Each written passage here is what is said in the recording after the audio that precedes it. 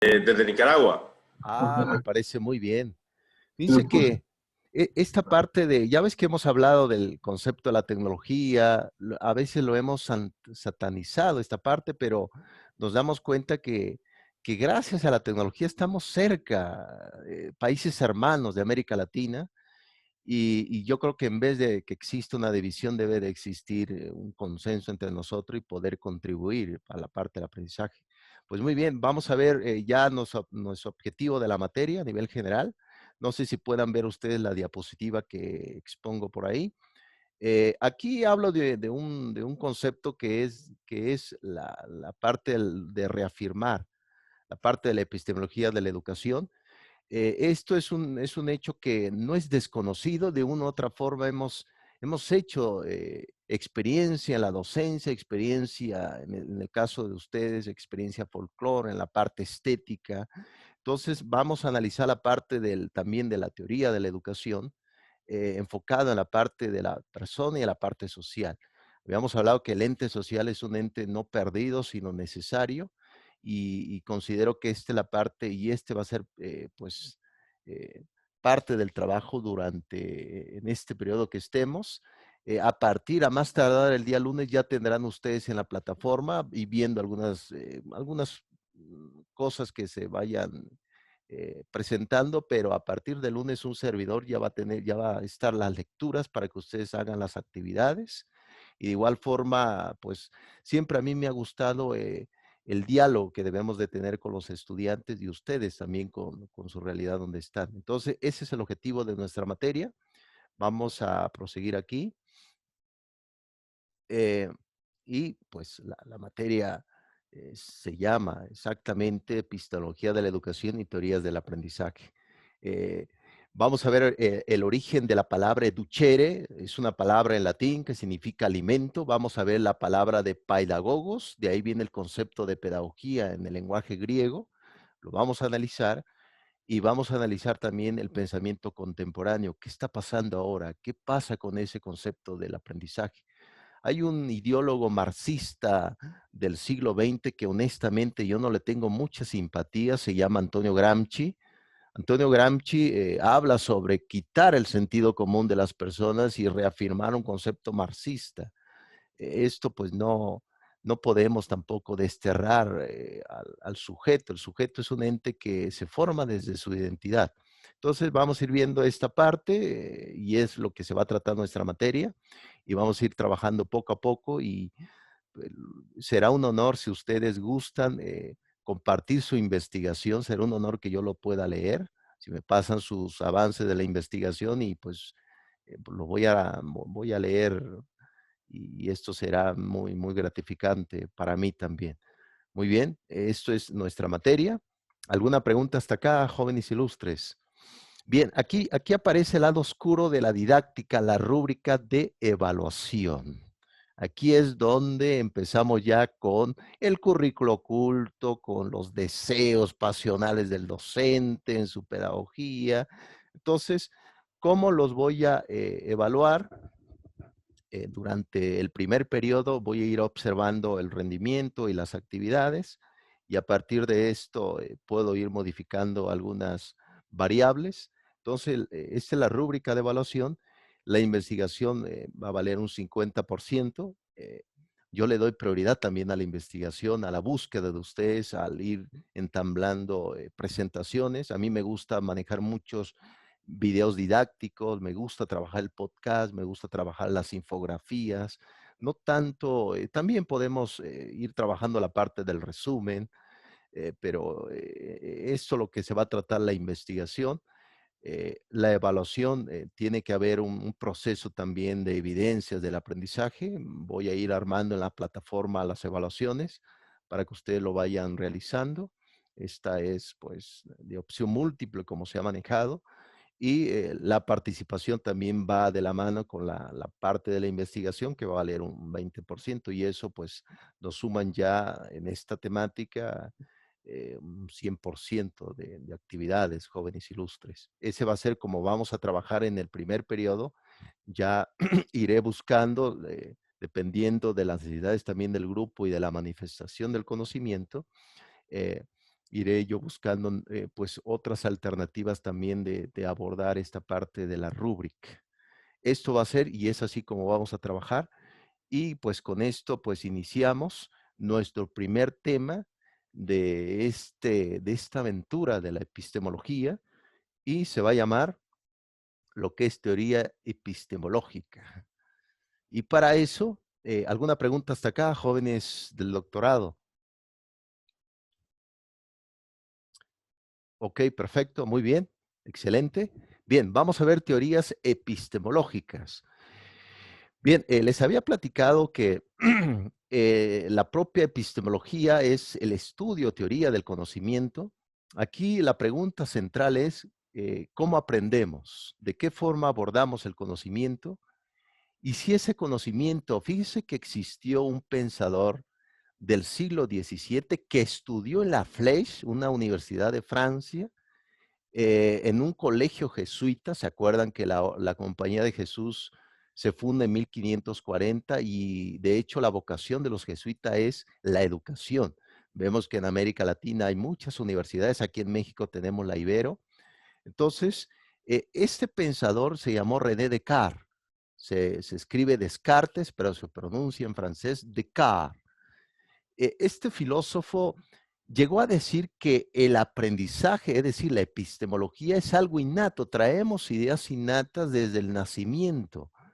Y yo creo que René Descartes no estaba tan perdido, porque actualmente las teorías de la psicología educativa del propio Piaget hablaba de una herencia genética, una herencia de aprendizaje desde la niñez.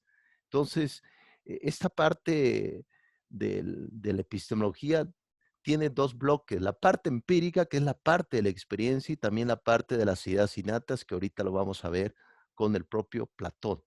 Pues muy bien, vamos a entrar al primer tema de teoría epistemológica y ahorita pues vamos a ir hablando la conversación y el debate, que estoy seguro que va a ir surgiendo.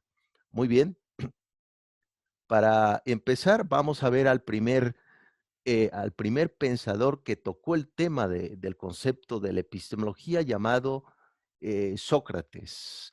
Ustedes, bueno, ustedes ya han escuchado hablar de Sócrates.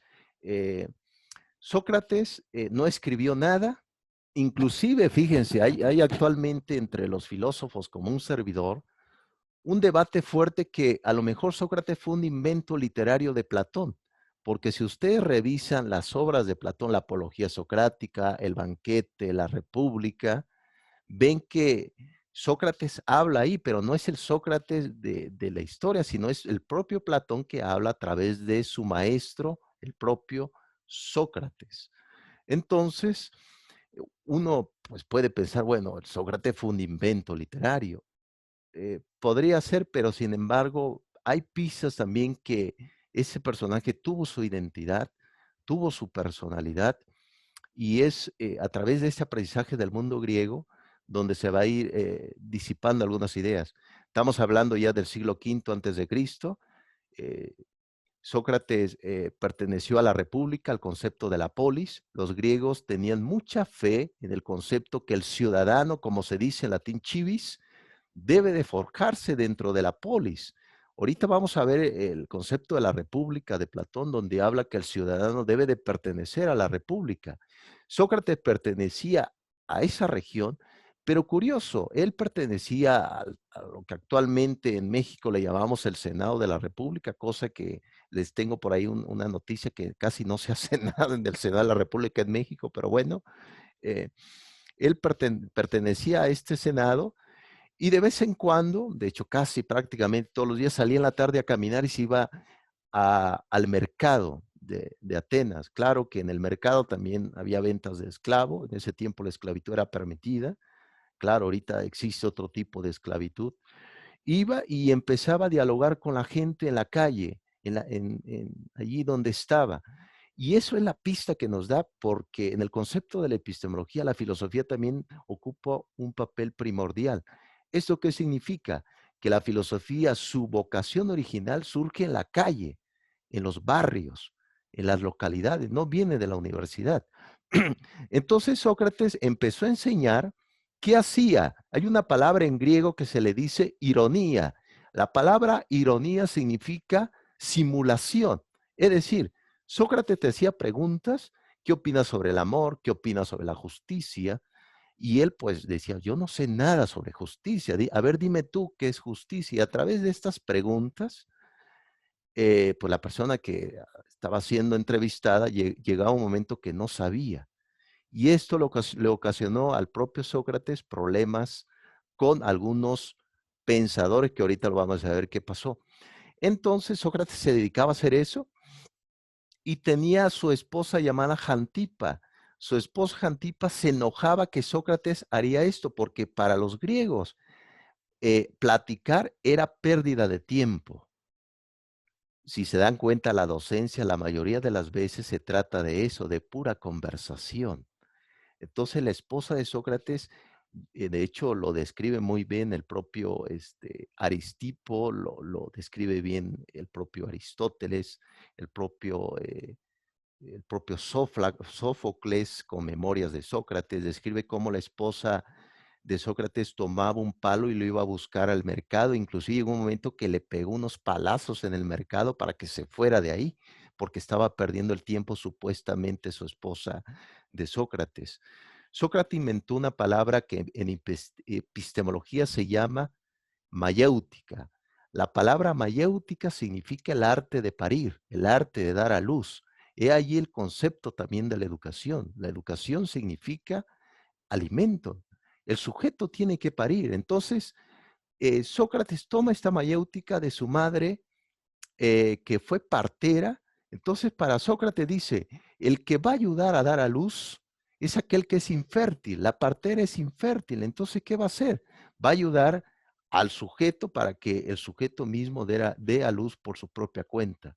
La mayéutica, el arte de parir, es una idea interesante del concepto de la mayéutica, pero por hacer todo esto, Sócrates, por enseñar y generar ideas en el sujeto, ideas críticas de reflexión, le provocó dificultades. Hubo 3 sujetos llamados Anito, Melito y Licón, que acusaron a Sócrates en el Senado, que en ese tiempo estaba bajo el régimen de los 30 tiranos por Esparta, y Sócrates es llevado a prisión y es condenado a un destierro. Pero Sócrates dijo, bueno, ustedes me dicen que yo corrompo a los jóvenes, que yo enseño falsos dioses, que yo cobro por enseñar, y cosa que no fue así, pero Sócrates se defendió en uno de los diálogos maravillosos de la filosofía, en epistemología, que se llama la apología socrática. Es el primer diálogo de Platón. Platón tiene 36 diálogos. Entonces, Sócrates pues le dan la opción de irse desterrado y no acepta, y por último termina tomando la cicuta, muere en el 399 antes de Cristo, y nos deja este concepto de la mayéutica, que detrás de cada sujeto educativo existe un ente que ya tiene un aprendizaje. La idea es que ellos den a conocer el aprendizaje y se pueda, pues, dar esa luz del conocimiento. ¿Alguna pregunta hasta acá, jóvenes ilustres del doctorado?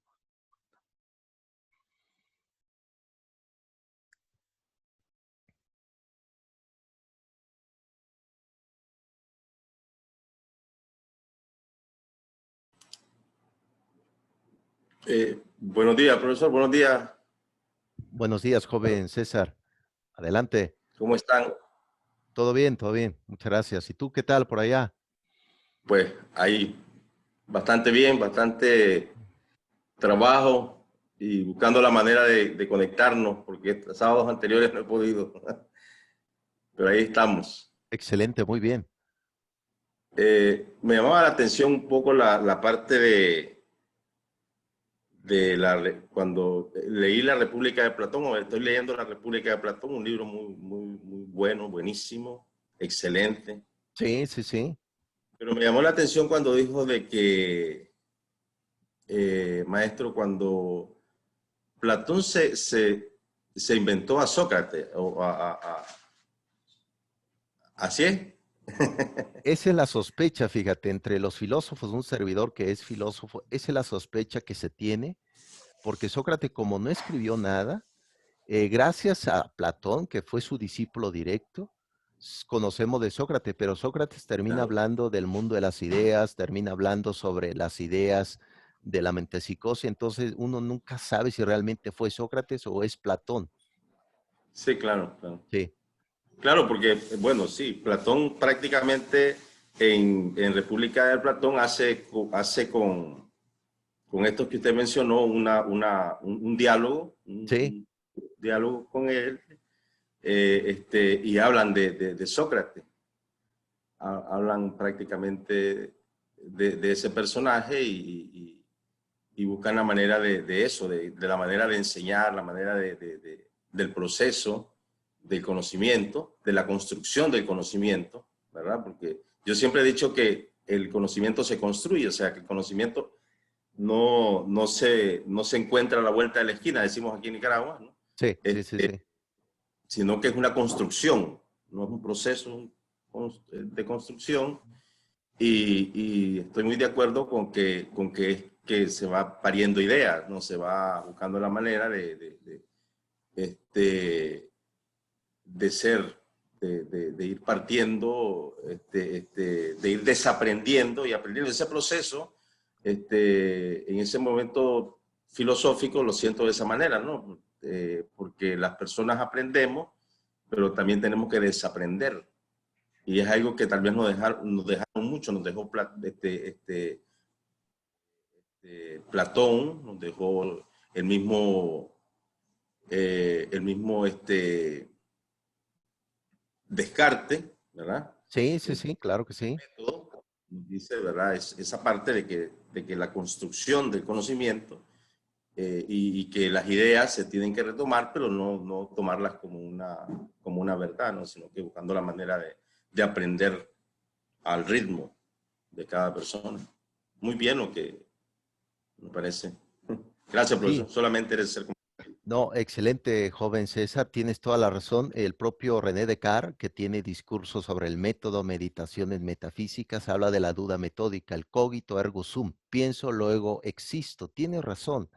Existe un tipo de información, pero es un tipo de información que a veces no llega al tinte de la ciencia. Tenemos mucha información, en efecto, exceso de información. Todo el mundo inclusive tiene textos, envía y demás información, pero al final de cuentas carecemos de un tipo de conocimiento. Y fíjense que hubo un polaco de nuestro tiempo llamado Zygmunt Bauman, en su libro Amor líquido y la fragilidad de los vínculos humanos, donde él hablaba sobre esta debilidad mental. Hay mucha debilidad aquí. Entonces se requiere un pensamiento crítico para decir, a ver, ¿qué está pasando? ¿Qué es todo esto? Tienes toda la razón. La epistemología no solamente es un ente teórico, sino lo podemos llevar a nuestro ámbito de la vida y ser críticos de nuestra realidad, porque es claro que lo que estamos viviendo en América Latina, puedo generalizar, no es la mejor versión del capitalismo. Hay mucha pobreza, hay mucha desigualdad, hay muchas dificultades. Fíjense que hubo por ahí un pensador llamado Ernesto Cardenal de América Latina, que él trabajó mucho con la guerrilla de la FARC, estuvo trabajando con guerrilleros. Entonces, también todo el mundo necesita ser educado, pero pues no todos tienen esa accesibilidad para el aprendizaje. Lo comentas muy bien, excelente. Niguar, creo que ibas a comentar algo, pero creo que no te escuchamos por el audio. Muchas gracias, joven César. Sí, muy interesante.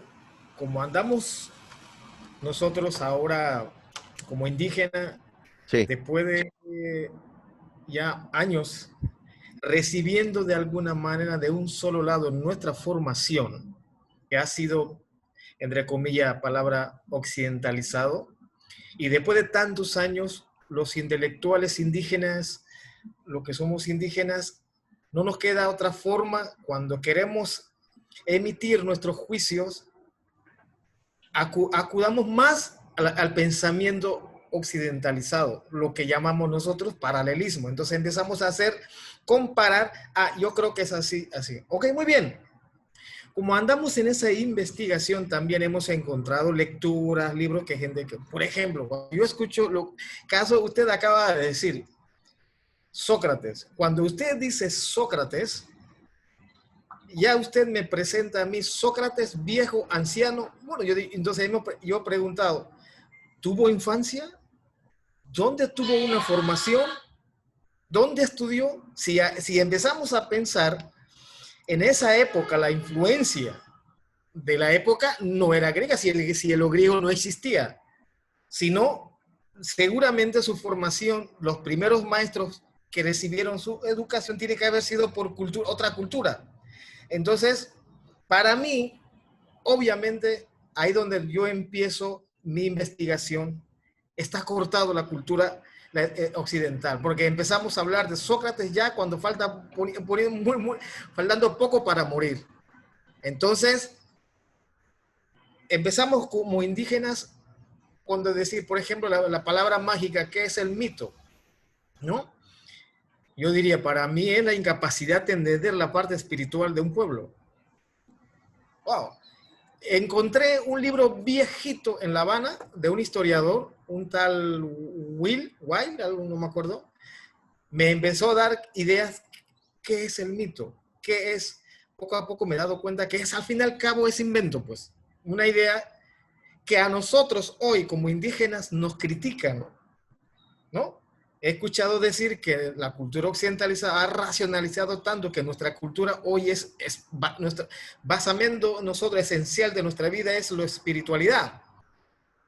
Antes la gente criticaba, no entendían por qué un indígena podía hablar, conversar con los árboles, y hoy están probando que sí, los árboles tienen alma, ¿no? Entonces, mi idea sería preguntar, o más que preguntar es una observación. ¿Cuáles son en qué se basa? O sea, Sócrates, porque al fin y al cabo lo mataron defendiendo su ideología. En esa época ya había esclavitud, y como usted lo acaba bien de decir, entonces, ¿cómo yo voy a creer cuando hoy por hoy, en mi tiempo actual, estoy en contra de la esclavitud y aceptar ese conocimiento basándose habiendo esa famosa democracia, ¿no? Entonces el conocimiento, la enseñanza para nuestro pueblo indígena diferencia muchísimo en ese sentido. O sea, no tanto pensamos, no. Hay un detalle importante que usted acaba de comentar, creo que es valioso para mí, es decir, Sócrates tuvo que salir en la calle, que hoy llamarían nosotros, wow, los especialistas, de escuela informal. O sea, de ahí surge. Al fin y al cabo, entonces quiere decir que el conocimiento, por eso, ahí, para mí entra la oralidad.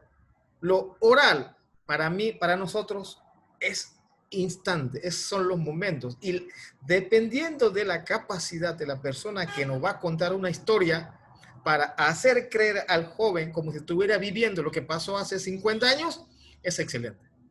Entonces, pienso que en ese sentido, maestro, tomando ya Sócrates viejo, ¿no? Siempre tengo esa curiosidad, porque eso es importante saber, como lo usted acaba de decir, dónde se pare el conocimiento de Sócrates. Tiene que ser de cultura árabe, porque esa es la influencia grande que tenían. Y ahora, ¿por qué terminan guardando todo? Ahora empezó de Grecia. Sí, Eso sería más o menos mi observación. Sí, tienes toda la razón, apreciable estudiante, tienes toda la razón. ¿Se acuerda que les hablé un poco del propio, aquí en México tenemos a Luis Villoro, a José Gauss, que fue ese pensamiento que llega a América, y se habla precisamente que la filosofía es un concepto universal, pero sin embargo, por ejemplo, siempre se ha dicho, bueno, Sócrates, ¿de dónde tomó sus ideas? Es claro que él viene del tiempo de los presocráticos, de Heráclito, de Parménides, del propio Demócrito. Demócrito conoció a Sócrates también. Y uno pensaría, bueno, pero este pensamiento viene ¿de dónde? Viene de Egipto, así como se toma la geometría, viene de dónde? De los persas, de Mesopotamia.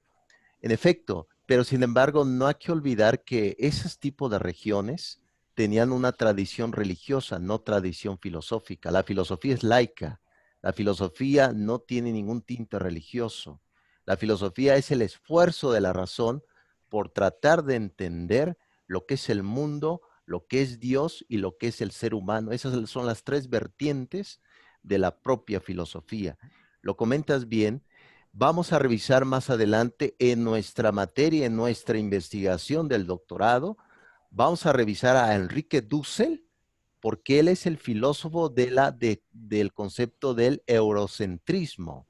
Él dice que todo lo que hemos vivido ha sido europeo, ahora que hay que empezar a pensar desde nuestra localidad. Vamos a ver un poco a Enrique Dussel, su concepto. De hecho, aquí yo tengo un libro sobre historia de filosofía en América Latina, fantástico, lo vamos a analizar. Y excelente, muy bien, Iguar, lo comentas bien. Sabemos muy poco de la vida del propio Sócrates joven. Tenemos una pista en el banquete de Platón. El propio Sócrates anteriormente se dedicaba mucho más a las pasiones corporales. A él le gustaba beber, entonces se dedicaba a algunas fiestas. Entonces, pues, pero ese tipo de pasión lo fue dejando para regresar un poco más al ámbito. Sócrates era muy especulativo, de hecho, se pasaba todo el día parado en un solo lugar, hasta pasaba toda la noche parado hasta el otro día. Entonces, esta mente muy especulativa ayuda mucho, pero sí tienes toda la razón, pero no se les olvide. Pequeña observación. Sí, adelante. Comentario. Sí, Mira, pareciera ser que un detalle, wow, una cosa insípida sí, de la parte de la mujer. sí, Wow. O sea, la verdad, ya vimos que desde ya el mundo machismo, sí, de exacto. alguna manera, yo la verdad no había escuchado muy bien la historia de la esposa. La verdad, hasta pensé que no tenía esposa, mira. Sí, tenía Qué bueno, hijos, qué bueno. Cantipa. Pero mira, eso todavía en este mundo contemporáneo, donde estamos en la era del conocimiento, todavía estamos desvalorizando el papel de la mujer. ¿Ya? Sí, esta señora que usted lo pintó muy bien, que iba hasta el palo para darle a Sócrates, que hablaba mucho, yo Sí, creo que habría que ver también las razones de ella para considerarla, o sea, es su punto de vista. Casi, sí, casi, casi en la historia de filosofía que usted debe saber, no se comenta, no tiene influencia, digamos, papel de la mujer en Sócrates. Eso para mí eh, muy importante, porque yo estoy viendo que la cultura indígena para nosotros sí, sí, sí, sí, es la mujer y la comparamos con la naturaleza. Y yo entiendo ahora sí, por qué, porque voy averiguando también. Entonces, decir, por ejemplo, una de las grandes bases de nuestra cosmovisión como pueblo indígena es la espiritualidad. Claro, no lo religioso, es la parte espiritual. claro, claro. Eso es intangible, que no es muy fácil de entender, sino tiene que uno como que, o sea, yo creo, ahorita estoy muy más, un poquito más claro de ser cuna, de mi pueblo cuna, ser indígena. Yo no es que no necesite cuestionar, ¿no? Lo que necesito yo es vivir. Por ejemplo, yo nunca supe que yo era un cuna hasta que llegué a la ciudad. ¡Wow! ¿Por qué? Porque la gente empieza a diferenciarte, te empieza a decirte, codificarte quién eres, ¿no? Entonces, en ese Exacto. punto yo creo que la palabra epistemología, parir la luz, wow, muy interesante, porque lo que me hace a nosotros es como ser, para terminar, desde ser oportunista, con buen sentido de la palabra, absorber esa idea y aplicarlo al conocimiento de nosotros, de nuestra sabiduría, porque yo creo que es única manera para poder como retribuir nuestro conocimiento, porque si no lo hacemos, eso es lo que ha pasado durante muchos años, nosotros nos han querido imponer y nosotros de resistir, y eso ha creado un conflicto. Lo que tenemos que hacer hoy nosotros es construir lo propio, porque de occidental ya está construido, entonces construir y dejar lo que vayamos a hacer. Exacto, excelente, muy bien. Gracias por tu aportación, excelente. Adelante, joven César Vargas. Gracias, digo ahí. Gracias. Eh, sí, me llamaba la atención un poco lo Sí, que decía Reward. Prácticamente nosotros pensamos, incluso cuando estaba pasando mi primer licenciatura en sí, física y matemática, en ciencias de la educación, la profesora de filosofía se puso en contra mí. Una vez nos puso a hacer un escrito y pues yo lo escribí, ella lo leyó y le llamó la atención y se puso en contra mí. Cuando yo le decía de que está bien que conociéramos a los filósofos grandes, Aristóteles, Platón, todo eso, ¿verdad?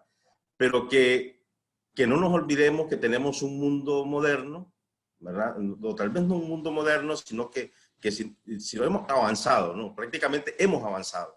Hemos avanzado, pero es bien relativo. El mismo Einstein nos dice, la vida es relativa, el tiempo, ¿verdad? Hoy nos damos cuenta cómo los tiempos se han achicado, el espacio-tiempo, ¿verdad? Si en algún momento hablo desde el punto de vista físico, pero sí tiene que ver mucho. Y esto que dice Dewar es sobre lo que uno avanza, ¿no? Sobre la identificación, sobre la educación, pero algo muy importante y que siempre lo he puesto como, no como hipótesis, sino que una realidad y que nosotros lo vivimos, ¿verdad? Yo aquí en Nicaragua vengo de un pueblo, del norte, ¿verdad? Y cuesta, ¿no? Cuesta ir aprendiendo en la vida, ¿verdad? Y yo siempre he dicho, la razón es la razón de ser, ¿verdad? Como nos daba la razón, como nos habla de la razón Sócrates, el Descartes nos habla de la razón, el hombre tiene que tener razón, ¿verdad? Primero, entonces uno va aprendiendo, pero nos hemos olvidado de algo en muchos años atrás, ¿verdad? Y es la familia. Acordémonos que todos nosotros, o sea, todos los que existimos, los que existimos en este planeta, ¿verdad? La Tierra, que no solo, yo siempre digo, no solo nosotros existimos, pero como civilización, nacemos en una familia. Y es algo que de repente siento o he sentido en los últimos años, que la familia no tomamos en cuenta lo que aprendemos desde 0 a 6 años, a 7 años, cuando entrábamos a la escuela, lo que aprendemos en nuestras casas, lo que decía igual la madre, ¿no? Más cuando la familia, el centro, o prácticamente es un matriarcado, que la mamá es la que está ahí siempre, diciéndonos que aprendamos, que seamos aquí, que seamos. Yo vengo de una familia de matriarcado y mamá siempre nos decía, aprendan, estudien. Mi mamá llegó a 3er grado de primaria y nos enseñó a leer, a matemáticas, esto, el otro. Yo pienso que no tenemos que ver, es cierto, la sociedad te envuelve, ¿no? Porque entras a la sociedad luego y desaprendes muchas cosas de lo que aprendes en tu familia, pero los valores, todo esto, de los principios, las buenas costumbres, yo siempre he dicho y lo tengo bien claro, que es en la familia que lo aprenden. Y recordemos que esta gente también tuvo una familia, ¿no? Y sabemos que antes las familias eran más conservadoras, ¿verdad? Había menos población y la gente le gustaba a la familia que los hijos aprendieran, ¿verdad? Si escuchaban algo, me imagino, tal vez no había una educación formal o informal. Yo siempre he dicho, la educación es la educación, independientemente de dónde se aprenda y cómo se aprenda, ¿no? El proceso enseñanza-aprendizaje, no solo son las 4 paredes, ¿verdad? Siempre es la socialización y la manera de ver cómo aprender. Entonces, uno igual no le toca. Lo que pasa es que yo siento que la base del aprendizaje, la base del conocimiento, ¿verdad? Primeramente, sí es metódico, ¿no? Los procesos que habla Piaget, los procesos que habla Freud, los procesos que habla Kurzweil, etcétera, ¿no? Son procesos que sí existen, pero yo siento que se nos ha olvidado algo que existe, que nacemos en una familia. Claro. Y la familia es muy importante, muy influyente en todos los aspectos. Yo siempre que escucho de que la mujer, de que el varón, yo nunca tengo 51 años y nunca he tenido problemas con que la mujer, en la casa aprendimos que la mujer y el hombre éramos iguales, teníamos que hacer las cosas de igual manera, todos teníamos que aprender a cocinar, todos teníamos que aprender a acomodar la cama o la tijera en que dormíamos, todos teníamos que, etcétera, ¿no? Entonces, que en una familia siempre se aprende, ¿no? Siempre sale con conocimiento. Entonces, yo pienso que al final nos hemos olvidado de eso y que al final el mundo moderno es lo que ha venido quitando para mí, ¿verdad? Es el conocimiento que trae o que el niño puede o la niña puede aprender dentro de la familia.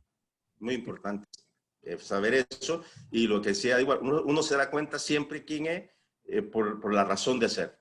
Uno tuve que hacer muchas cosas para poder salir adelante como profesional y nunca detenerse, ¿no? ¿Verdad? Nunca detenerse. Como les decía, entonces yo lo que quiero caer es que la filosofía tiene que ser, o sea, tenemos que ver la filosofía de atrás, pero también tenemos que filosofar contemporáneamente. ¿Qué está pasando a nuestro alrededor? Marx fue claro, Marx dijo, ¿verdad? Y disculpen, la religión es el opio de los pueblos. Se puede hacer una tesis increíble sobre eso, ¿no? Cómo influyen las religiones, cómo influye la política, cómo influye el pueblo, cómo influye, etcétera. Pero también la influencia prácticamente, y lo puedo llamar, tal vez me voy a atrever a decirlo cognitivamente, porque cognitivamente pero cognitivamente la familia es muy importante. Y es posible que antes era, como les decía, era muy conservadora la familia. Es posible que toda esta gente tuvo gran aprendizaje en la familia. Totalmente, joven César, agradezco mucho. ¿Qué les parece si tomamos un pequeño recesito otra vez, jóvenes? Regresando, vamos a hablar de la Sagrada Familia que lo toma Carlos Marx en su texto, La Sagrada Familia. Y entonces ahorita nos vemos, jóvenes, ¿qué les parece? Y ya para ir haciendo el cierre y vamos a ir discutiendo un poco más esta temática. Yo creo que el objetivo se está logrando, que es la crítica y el constructo de las ideas. Muy bien, ahorita nos vemos, jóvenes ilustres.